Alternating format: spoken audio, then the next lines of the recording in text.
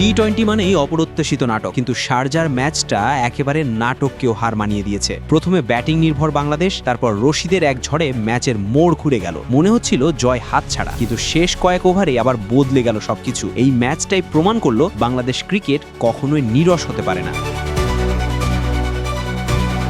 শারজাহার আকাশের নিচে এক নাটকীয় টি-20 ম্যাচ উপহার দিল বাংলাদেশ ক্রিকেট দল। লক্ষ্য ছিল মাত্র 152, কিন্তু সেই সহজ সমীকরণটাই পরিণত হলো শ্বাসরুদ্ধকর উত্তেজনাপূর্ণ লড়াইয়ে। ব্যাট হাতে দুর্দান্ত শুরু করেন তানজিদ হাসান তামিম ও পারভেজ হোসেন ইমন। পাওয়ার প্লের 6 ওভারেই কারা তুলে ফেলেন 50 রান। দুজনের ব্যাটিং ছিল আত্মবিশ্বাসী ও আগ্রাসী। 35 বলে হাফ সেঞ্চুরি পূর্ণ করেন ইমন, আর 1 বল কমে 50 হাঁকান তামিম। তাদের জুটির হাত ধরেই বাংলাদেশ 11 ওভারের মধ্যেই পৌঁছে যায় 109 রানে বিনা উইকেটে। তখন মনে হচ্ছিল বাংলাদেশ হয়তো 3-4 ওভার বাকি থাকতেই জয় নিশ্চিত করে ফেলবে, কিন্তু ম্যাচে তখনও যে রশিদ খান বাকি। 12তম ওভারে ইমনকে এলবিডব্লিউ করে ফেরান এই আফগান টেক স্পিনার। সেখান থেকেই শুরু হলো বাংলাদেশের ধস। কয়েক বল পরেই সাইফ হাসান 0 রানে আউট হন। 3 বল পরেই উইকেটরক্ষকের ক্যাচে সাজঘরে ফেরেন তামিম, যিনি করেছিলেন 37 বলে 51 রান। নিজের পরের ওভারেও রশিদ ঝলক দেখান। জাকের আলীকে এলবিডব্লিউর পর শামীম পাটোয়ারিকেও 0 রানে বিদায় করেন তিনি। হঠাৎ করেই স্কোরবোর্ডে দেখা দিল ভীতিকর চিত্র।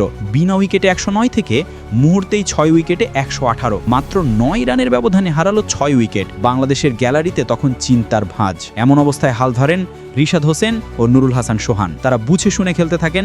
রিশাদ 9 বলে 14 রান করেন, তবে গুরুত্বপূর্ণ ভূমিকা রাখেন সোহান। তিনি 13 বলে 23 রানের ইনিংস খেলেন, যাতে ছিল একটি 4 ও 2টি ছক্কা। শেষ পর্যন্ত 8 বল হাতে রেখে 4 উইকেটে জয় নিশ্চিত করে বাংলাদেশ। তবে ম্যাচের সেরা পারফরম্যান্স ছিলেন আফগানিস্তানের রশিদ খান। মাত্র 18 রান দিয়ে 4 উইকেট তুলে নিয়ে তিনি একাই ম্যাচ জমিয়ে তুলেছিলেন। এর আগে আফগানিস্তানের ইনিংসে ব্যাটিং বিপর্যয় দেখা দেয় একেবারে শুরু থেকেই। নাসুম আহমেদ, তানজিম হাসান সাকিব, মোস্তাফিজুর রহমান তো রিশাদ হোসেনদের বোলিংয়ে মাত্র 40 রানে হারিয়ে ফেলে 4 উইকেট। এরপর কিছুটা লড়াই করেন রহমানুল্লাহ গুরবাজ ও আজমাতুল্লাহ আমরজাই, তবে 31 বলে 40 রানের গুরবাজের ইনিংস থামান সাকিব। শেষ দিকে ভরসা দেন মোহাম্মদ নবী। তার ব্যাট থেকে আসে 25 বলে 38 রান, যাতে ছিল 3টি বিশাল ছক্কা। শরফুদ্দিন আশরাফের 12 বলে 17 রানের ক্যামিওর ভর করে 20 ওভারে 9 উইকেটে 151 রানে থামে আফগানিস্তান। বাংলাদেশের হয়ে 2টি উইকেট নেন রিশাদ ও তানজিম সাকিব।